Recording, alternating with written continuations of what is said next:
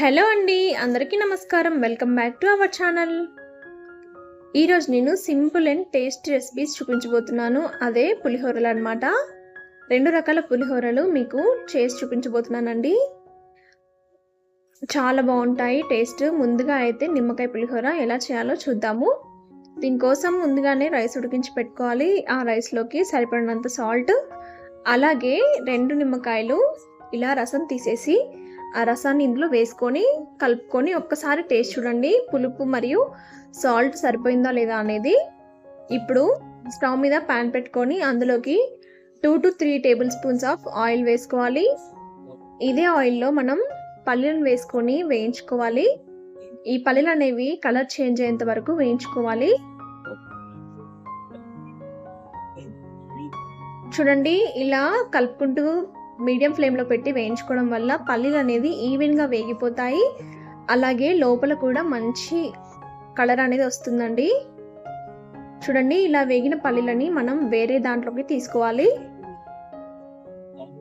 ఇలా తీసుకొని పెట్టుకోవడం వల్ల మనం తాలింపు వేసినప్పుడు పల్లీలు అనేవి మాడకుండా ఉంటాయండి. ఇప్పుడు అదే ఆయిల్లోకి ఈ విధంగా కట్ చేసుకున్న ఎండుమిర్చి వేసుకోవాలి. ఎండుమిర్చి గింజలు అయితే అస్సలు వేస్ట్ చేయకండి, ఇవి చాలా టేస్టీగా ఉంటాయి. అలాగే కాస్తంత జీలకర్ర, కొంచెం ఆవాలు వేసుకోవాలి. మీరు కావాలనుకుంటే కొన్ని మిరియాలు దంచి కూడా వేసుకోవచ్చండి. ఇక్కడ నేను మిరియాలు వేయడం లేదు. ఇవన్నీ బాగా వేగిన తర్వాత ఇందులోకి ఈ విధంగా కట్ చేసుకున్న పచ్చిమిర్చి వేసుకోవాలి. ఇందులోకి మనకి కారం అనేది ఓన్లీ పచ్చిమిర్చి, ఎండుమిర్చి వల్లనే అనమాట అండి. మీరు కావాలనుకుంటే మిరియాలు కూడా వేసుకోండి, ఆ ఫ్లేవర్ కూడా చాలా బాగుంటుంది. ఇవన్నీ బాగా వేగేంత వరకు వేయించుకున్న తర్వాత ఇందులోకి కరివేపాకు వేసుకోవాలి. ఇప్పుడు ఇవన్నీ వేగనివ్వాలి.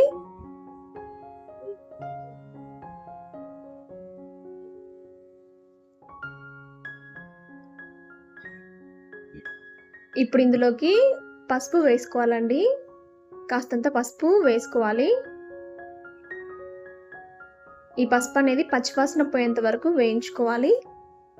ఇప్పుడు ముందుగానే మనం వేయించి పెట్టుకున్న పల్లీలను యాడ్ చేసుకోవాలి. ఇప్పుడు ఇవన్నీ బాగా వేగిపోయాయని అనుకున్న తర్వాత స్టవ్ ఆఫ్ చేసేయడమే, అంతే.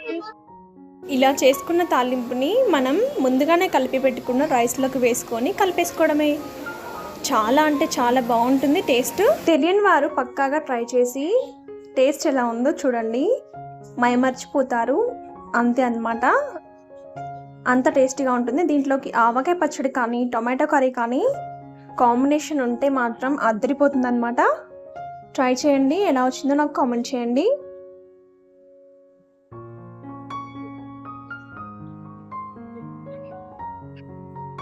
ఈజీ లంచ్ బాక్స్ రెసిపీ అన్నమాట ఇది. మీరు బ్రేక్ఫాస్ట్గా అయినా తీసుకోవచ్చు. మన ఇంకో టేస్టీ రెసిపీ వచ్చేసి చింతపండు పులిహోర. ఇది కూడా చాలా బాగుంటుందండి టేస్ట్. ఫెస్టివల్స్కి ఎక్కువగా చేస్తూ ఉంటారు కదా దీన్ని. మనం కావాలనుకున్నప్పుడల్లా చేసుకొని తినొచ్చు. ఈ ప్రాసెస్ ఏంటో చూద్దాము. దీనికోసం ఒక ప్యాన్లో ఆయిల్ తీసుకోవాలి. ఈ ఆయిల్లో పల్లీలను వేసుకోవాలి. ఈ పల్లీలు అనేవి బాగా వేగేంత వరకు వేయించుకొని పక్కకు తీసి పెట్టుకోండి.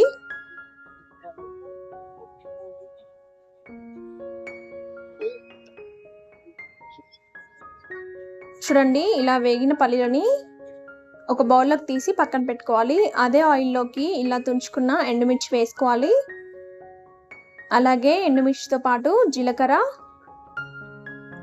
అనేది కాస్తంత ఎక్కువగా ఉంటేనే పులిహోరలు టేస్ట్ చాలా బాగుంటాయండి. అలాగే ఆవాలు, వీటితో పాటు మీరు మినపప్పు, శనగపప్పు కావాలనుకున్నా వేసుకోవచ్చండి. ఇవి కూడా వేసుకొని ఇవి కాస్తంత చిటపటలాడనివ్వాలి. ఇప్పుడు ఇందులోకి పచ్చిమిర్చి వేసుకోవాలండి. పచ్చిమిర్చి, ఎండుమిర్చి అనేవి కాస్తంత ఎక్కువగానే ఉండాలి. మనకి కారం ఇదే అన్నమాట. అలాగే ఇందులోకి కరివేపాకు రెమ్మలు వేసుకోవాలి. ఇవన్నీ బాగా వేగిన తర్వాత చూడండి, ఇందులోకి మనం కాస్తంత పసుపు వేసుకోవాలి. పసుపు అనేది పచ్చివాసన పోయేంత వరకు వేయించుకుంటే సరిపోతుందండి. ఈ తాలింపు అనేది బాగా వేగిన తర్వాత ఇందులోకి మనం ముందుగానే వేయించి పెట్టుకున్న పల్లీలను వేసుకోవాలి.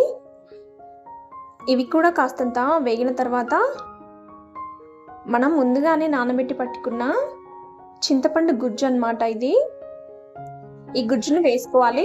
నేను ఇక్కడ ఒక చిన్న నిమ్మకాయ సైజ్ అంత చింతపండుని నానబెట్టుకొని గుజ్జు తీసుకున్నానండి. ఈ గుజ్జును కూడా వేసుకున్న తర్వాత ఇలా కలుపుకుంటూ ఈ చింతపండు అనేది దగ్గర పడేంత వరకు వేయించుకోవాలి. చూడండి మనకి ఎంత పలుచగా ఉందో. ఈ పలుచదనం పోయి చిక్కదనం రావాలన్నమాట. అలా వచ్చేంత వరకు వేయించుకోవాలి.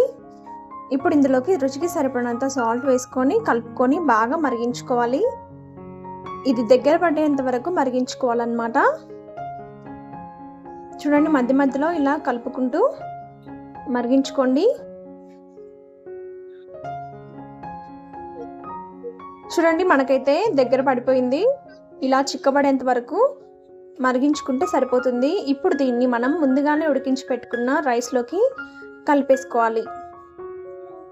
అంతే, ఎంతో టేస్టీగా ఉండి చింతపండు పులిహోర రెడీ అండి. సాల్ట్ సరిపోకపోతే మీరు చూసుకొని వేసుకోండి. చాలా అంటే చాలా టేస్టీగా ఉంటుంది. ఫెస్టివల్స్కి ఇది మెయిన్ ఫుడ్ అన్నమాట. ఏ ఫెస్టివల్ అయినా ఇది కంపల్సరీగా చేస్తారు. మీరు కూడా ట్రై చేసి ఎలా వచ్చిందో నాకు కామెంట్ చేయండి. నచ్చితే లైక్ చేయండి, షేర్ చేయండి. ఇలాంటి మరిన్ని రెసిపీస్ కోసం నా ఛానల్ని సబ్స్క్రైబ్ చేసుకోండి. మరో మంచి టేస్టీ రెసిపీతో మీ ముందుంటాను. Bye bye.